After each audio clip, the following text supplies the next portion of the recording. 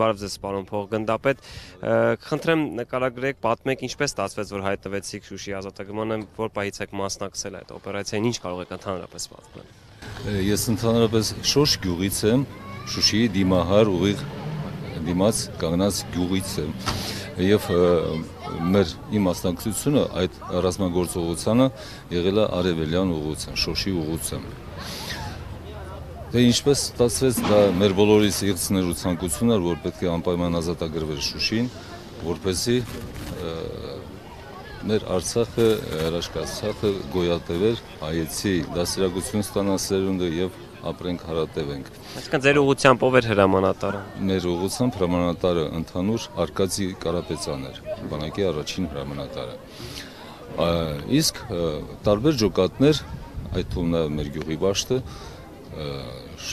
Մխիթարը շենի ջոկատը, Սզնեքի ջոկատը,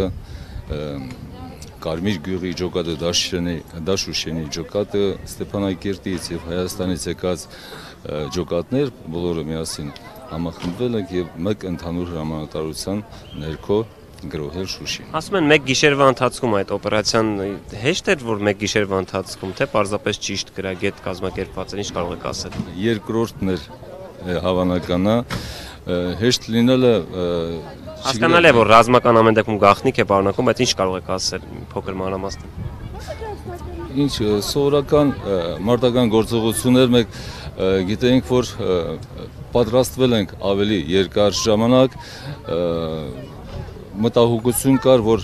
քանի որ բարձունքը իշխող էր, դա դժվար կլինի Շուշիի գրավման ռազմագործողությունը կազմակերպել եւ հաջողության հասնել, բայց ինչպես տեսանք, Աստված մեր կողմից էր եւ մենք վճռական էինք, այդտեղ չկար մեկը, որ տրտնջում էր,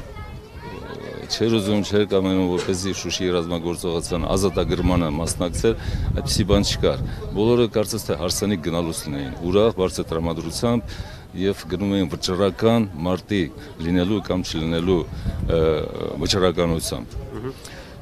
Կան այնպիսի հերոսներ, որոնց կցանկանայիք այսօր տեսնել կամ նրանց անունը գոնե հիշատակվեր, թե բոլորին արժանավույնս գնահատում են ըստ։ Բոլորին անկասկած արժանավույնս գնահատում եմ, սակայն այդ օրը մենք մեր վաշտից ունեցանք 2 զոհ, 3 վիրավոր,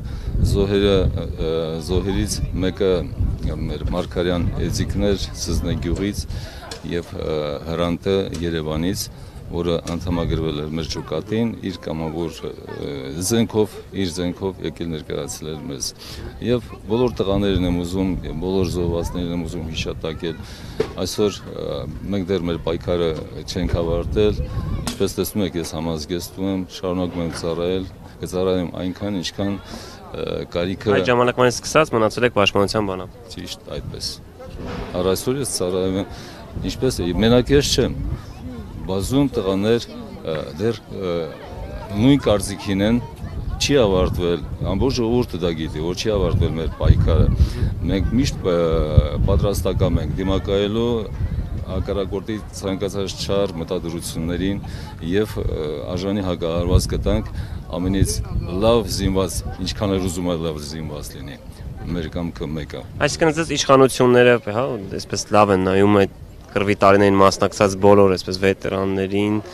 նաև ասացիք, որ հրամանատարներից, տեսեք, այսօրին հրամանատարներից շատերը ներկա չէին այստեղ, ներկա չէր Սերյան Օհանյանը, Սամվել Բաբանը, այսպես օբյեկտիվ պայմաններով ներկա չէր։ Կցանկանայիք նրանց նույնպես տեսնել հարթակում։ Անպայման։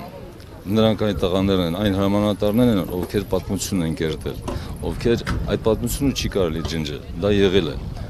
Եվ չենք էլ կարա կեղծել, որևէ մեկը այդ չի կարա։ Եթե կեղծենք էլ մենք կդառնանք սխալ եւ ճիշտը կլինի այն, ինչ որ եղել է, ասվի, գրվի այն, ինչ որ եղել է։ Ըստ ձեզ այդ մարդկանց բացակայությունը փոքրինչ կիսում է կամ նվազեցնում է ուրախությունը։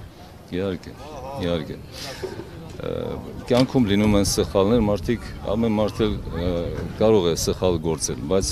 ճիշտ մարդը նա է, ով իր կատարած սխալներից ճիշտ եզրակացություններ է կատարում եւ ազգանպաստ իր գործին, իր նպատակներին հասնում է մինչև վերջնական կետը, պայքարի վերջնական կետը ի նպաստ ժողովրդի։ Ես չեմ ուզում այդպես խորանալ, նրանց գործունեության մեջ մեր բանակի հրամանատարներն էին երկրորդ, երրորդ, չեմ ուզում թվարկել, որ երրորդ հրամանատարներ են, նրանք բանակի հրամանատարներ են։ Ինչի միայն իրենք, ես կուզեմ նաև մեր Վաշտի հրամանատար Արգամ Հարությունյանին նշել, որ այսօր նա սրբադասված է նահատակների շարքում։ Եվ վերջին հարցս դեռ երկար ունեք ծառայության, թե արդեն թոշակի եք անցնել։ Երկար ծառայությունը ավելի ճիշտ ինձանից է կախված, ես իմ համաձայնությունը տամ չտամ, նաև տարիքային ցենզ կա այստեղ, տարիքային սահմանափակում կա։ Ոչումը փոխգնդապետ եք ասեք պաշտոնով այս բան։ Պաշտոնս բանակի մշակութա-լուսավորչական աշխատանքների բաժանմունքի պետն եմ, բայց ես դա կուզեի որպեսզի խոսքս վերջացնել, այսքանով դա տարիքն է որոշում, ես եթե ի վիճակի լինեմ թեկուզ մի քիչ էլ տարեց, ի վիճակի եմ ծառայելու, ուրեմն կմնամ կծառայեմ, եթե հրամանատարությունը ինձ կընդունի որպես ունակ, ծառայությանը ունակ, եթե ոչ, ուրեմն ես հաջողություն կասեմ, էստաֆետը կազդեմ երիտասարդ սերնդին, նոր սերնդին։